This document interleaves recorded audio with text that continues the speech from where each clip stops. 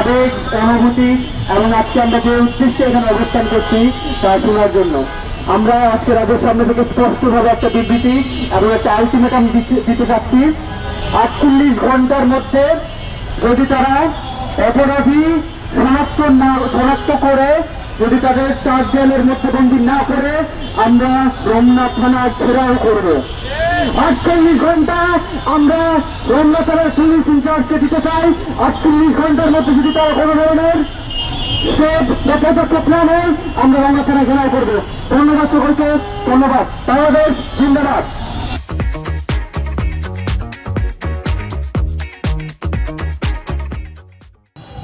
আমি বলতে চাই, এই বাংলাদেশ কখনোই সন্ত্রাসের সাম্রাজ্য হয়ে টিকতে পারেনি। 21 তারিখে আমাদের উপরে যে হামলা করা হয় সেটা একটি সন্ত্রাসী কর্মকাণ্ডের বহিঃপ্রকাশ, এতে কোনো দ্বিধা বা সন্দেহ নাই। কিন্তু যে আমরা উদ্বেগের সহিত দেখতে পাচ্ছি যে হামলাকারীরা এখনো বিভিন্ন গণমাধ্যমের টকশোতে ঘুরে বেড়াচ্ছে, এখনো বৈষম্যবিরোধী ছাত্র আন্দোলনের ছত্রছায়ায় বিভিন্ন প্রোগ্রাম করে যাচ্ছে। আমি যদি আপনাদেরকে একটু নাটক ধরিদার সুবিধার্থে বলি, এই নাইমার দিন যাতে আমরা এমন কোন রিকোয়েস্ট নাই যে করি না যে ভাই আপনি এখানে একটা জ্ঞান সৃষ্টি করিয়েন না, তারপরে সে সবকিছু উপেক্ষা করে আমাদের বোনেদের গায়ে হাত তুলেছে। আমি নাইমার দিনকে বলতে চাই যে ভাই শোন, তোর মতো কাপুরুষ আমরা না, আমরা বোনের গায়ে আঘাত আসছে কোনো ভালোই চুপ থাকবে না। আমার বোনের বুকের মধ্যে এই নাইমাবিদিন আঘাত করে, এই নাইমাবিদিন আমাদের বোনেদেরকে কাঠালের সাথে বন্ধ করে বিভিন্ন ভাবে অবস্থা করে, তাদের ব্যাংকের বেল টেনে খুলে ফেলে। এটা কোন ধরনের বার্মতা আমি জানতে চাই। আমি প্রশাসনকে বলতে চাই, যদি এই ঘটনার এই হামলার সুষ্ঠু বিচার নিশ্চিত করা না হয় আমরা কঠোর আন্দোলন গড়ে তুলব। আমরা বাঙালিরা এরা যেতে শিখি নাই, আমরা হারবো না। যেখানে সন্ত্রাস, যেখানে চাঁদাবাজি, সেখানেই আমরা প্রতিবাদ করে তুলব। আমি আরেকটু বলতে চাই, এই যে চোখ থাকতে অন্ধ, এইটা আমরা মানব না।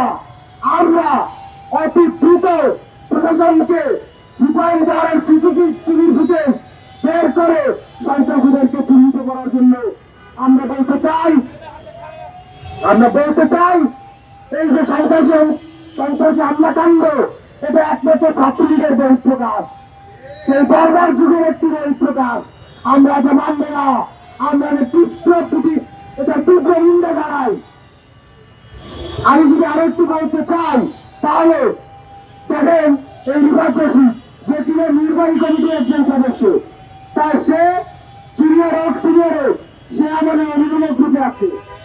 সে কি করে পারে যে সন্ত্রাসীদেরকে এই যে হৃদয় গ্যাংদেরকে কিভাবে পারে আমাদের উপর উস্কে দিতে। আমি রিভার রশিদকে বলতে চাই, রিভার রশিদ আপনি একটা আন্দোলন করেন নাই, আন্দোলন আমরা সবাই একত্রে করেছি। জুলাই করার বিচ্ছারে 17 তারিখের পর কি ঘটেছিল সেটা আমরা সবাই জানি। সুতরাং আমাদেরকে মুখ খুলতে বাধ্য করবেন না।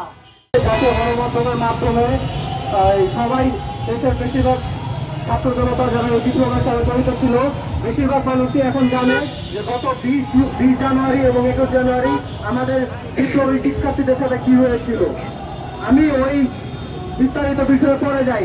আমার প্রথম এবং দ্বিতীয় প্রশ্ন হচ্ছে, গত 21 জুলাই এই রূপায়ণ টাওয়ারে আমাদের আন্দোলনকারী শিক্ষার্থী ভাই বোনদের উপর যখন হামলা করা হয়েছিল, সেই দিনই সন্ধ্যাবেলাতে কেন্দ্রীয় নির্বাহী সদস্য নাইমা বেদিন অভিযোগ করে যে আন্দোলনরত শিক্ষার্থীরা নাকি তাকে হামলা করেছে, তার উপর হামলা করেছে, তার হাত ফ্র্যাকচার হয়েছে। আমরা দেখতে পাই কেন্দ্রীয় সমন্বয় রিভার রশিদ তার ফেসবুক পোস্টে এটি উল্লেখ করেছে যে নাইমা বেদিনের হাতে ফ্র্যাকচার হয়েছে এবং নাইমা বেদিনের যে হাতে প্লাস্টার করা ছবি, সেই ছবি তারা প্রচার করে আমাদেরকে হামলাকারী বিপদগামী ট্যাগ দিয়ে আমাদের বিরুদ্ধে অপপ্রচার করে। আজকে 24 জানুয়ারি 72 ঘন্টা পর আমরা দেখতে পেলাম গতকাল নাইমা বেদিন যমুনা টেলিভিশনে একটি টক শোতে গেল। সেই 21 তারিখ থেকে 23 তারিখ 48 ঘন্টার মধ্যে তার হাতের প্লাস্টার কোথায়? আজকে 24 জানুয়ারি এই এখান থেকে একটু দূরে শাহবাগে বেসরকারি বিশ্ববিদ্যালয়ের বৈষম্যের একটি প্রোগ্রামে নামাবি দিন আছেন। সেখানেও তো আমি তাকে দেখলাম, তার হাতে তো কোনো প্লাস্টার নাই। প্লাস্টার কোন দেশি ডাক্তার 2 দিনের জন্য 3 দিনের জন্য প্লাস্টার দেয়? আমাদের কি কাজে কোনো শিকায় না? এই প্লাস্টার মিথ্যা অভিনেতা নাইনাবেদিন আমাদের বিরুদ্ধে অপপ্রচার করে, আর আমাদের শিক্ষার্থী ভাই বোনদেরকে সামনের প্রথম উস্কানি দাতা ছিল এই নাইনাবেদিন। এরপরে আরেকটা বিষয় হচ্ছে, তারা গণমাধ্যমে এবং জাতীয় গণমাধ্যমে বারবার প্রকাশ করে যাচ্ছে যে আমরা তাদের উপর হামলা করেছি। এতই যখন আপনাদের কনফিডেন্স থাকে যে আমরা বিপদগামী, আমরা হামলাকারী, তাহলে আজকে 24 তারিখ এই 21 তারিখের সিসিটিভি ফুটেজ কই? আপনারা কেন প্রকাশ করতেছেন না? আপনাদের যদি সত্য বলে থাকেন, আপনাদের যদি সত্য নিজের কথার উপরে এত ভরসা থাকে, সিসিটিভি ফুটেজটা কোথায়? 21 তারিখে আমার ভাই বোনদের উপর হামলা করা হইল, 9 জন ঢাকা মেডিকেল কলেজে ভর্তি করা লাগলো, আরো প্রায় 10 জনের উপর আহত হইল, একজনের মাথায় 22টা সেলাই লাগছে, একজনের মাথায় গুলি ছিল, তার মাথার দেয়ালের মধ্যে ধাক্কা দিয়ে তার মাথায় আঘাত করা হয়েছে। একটা মেয়ে হসপিটালে ভর্তি করে ট্রিটমেন্ট নিয়ে বাসায় যাওয়ার পরে আবারও সেই হামলার আঘাতের কারণে সে রক্তবমি করলো। আরেকটা মেয়ে 2 দিন হাসপাতালে ভর্তি ছিল। এই গুরুতর আহত যাদেরকে হত্যার উদ্দেশ্যে আপনারা হামলা করছেন, এই এত ন্যাক্কারজনক ঘটনার পরে আপনাদের হাইকমান্ড কোথায়? কোথায় আশরাফ আব্দুল্লাহ? কোথায় আরিফ সোহেল? কোথায় উমামা ফাতেমা? কোথায় আন্নান মাসুদ? হাইকমান্ড কোথায়? হাইকমান্ড কি রাস্তায়? আপনাদের কেন্দ্রীয় অফিসে আমাদের শিক্ষার্থী ভাই বোনদেরকে হত্যার উদ্দেশ্যে আপনারা হামলা করছেন, জাতীয় গণমাধ্যমের প্রত্যেকটা প্রেসিডিং অফিসে উঠছে, আপনাদের হাইকমান্ড কি রাস্তায়? আপনারা কোথায়? আপনারা দ্রুত সিসিটিভি ফুটেজ সামনে আনেন।